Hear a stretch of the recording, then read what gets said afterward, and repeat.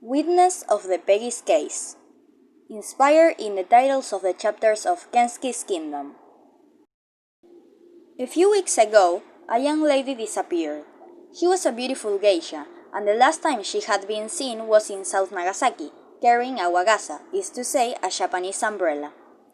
Her name was Peggy, but many people knew her by her last name, as she was the granddaughter of a great samurai. Her parents contacted me to investigate her disappearance, so I quickly put my all into that. It took me several days to look up the suspect's whereabouts, but when I found it, I headed there. I arrived into a huge building which contained many offices, each one occupied by a worker. Knowing that I had a lot of work to do, I started asking around for a person with the same characteristics of the suspect.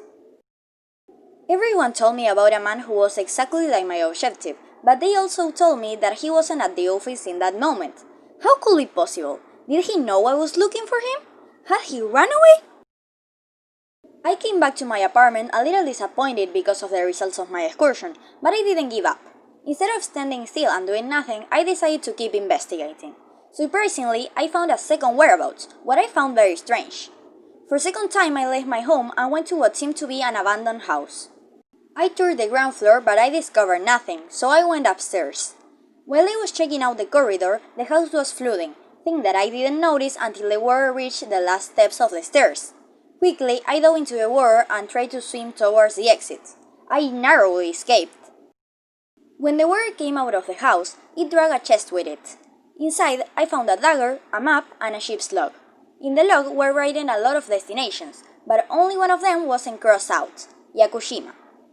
Then, I called Sue's mother to tell her I was considering going to Yakushima in case the guilty had her daughter there. By that time, I was already sure that man was the guilty, because he must have been who flooded the house. According to the log, there was a cabin in the middle of the jungle. Therefore, I followed the map, being careful while going through the wildlife of the jungle. The cabin was right where the map indicated, between two trees. I realized there were a lot of gibbons on the branches. Fortunately, or not so much, the wooden door of the cabin was open for me to enter.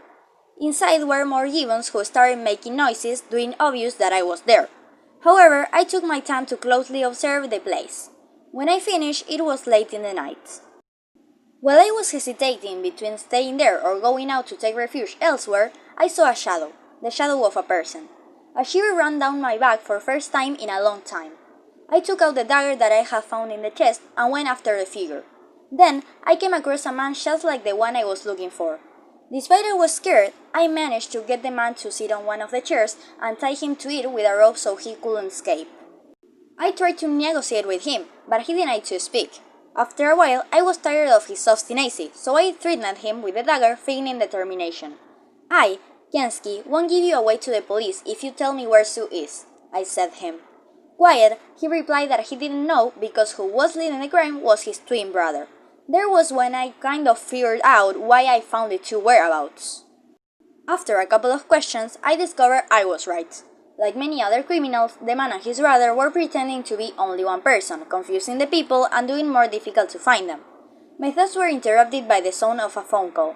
I left the room to answer. It was Sue's young sister. She only knew how to speak Japanese, that's why I had to do an effort to talk with her. I'm from England, but I passed several years of my youth in Japan. From what I understand and speak Japanese more or less well. I took the opportunity to tell her that I would soon return to Nagasaki, but she yelled at me. The only thing that I could understand was abunai, what means dangerous. In that moment, I was wondering why was it dangerous to go back there, and I was about to find out.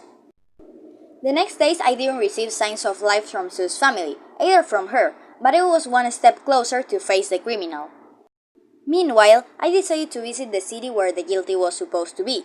It was a horrible place, dark and with a ghastly vibe, but now that I knew the city, I might be more prepared in case the criminal attacked me.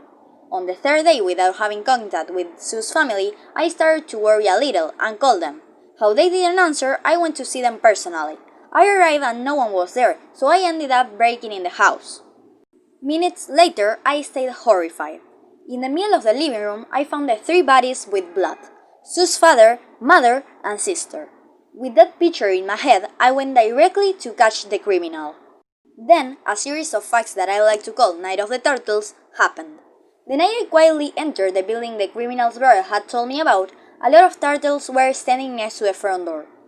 At the indoor were a couple of men with black suits. On the walls there were some animals' heads, what made me suppose they were involucrated in the illegal hunting or sale of animals. When I realized there were like 15 men and I was only one, I went back to my apartment and called the police for help, but apparently the men saw me. They came to kill me. I'm sure they weren't planning to threaten me or fight me and leave me alive. They had to keep their crimes in secret. Thanks God, the police arrived just in time and caught them. Yesterday, we met Sue and gave her the bad news about her family. She's really sad, but at least she was just trapped and no one hurt her during those weeks.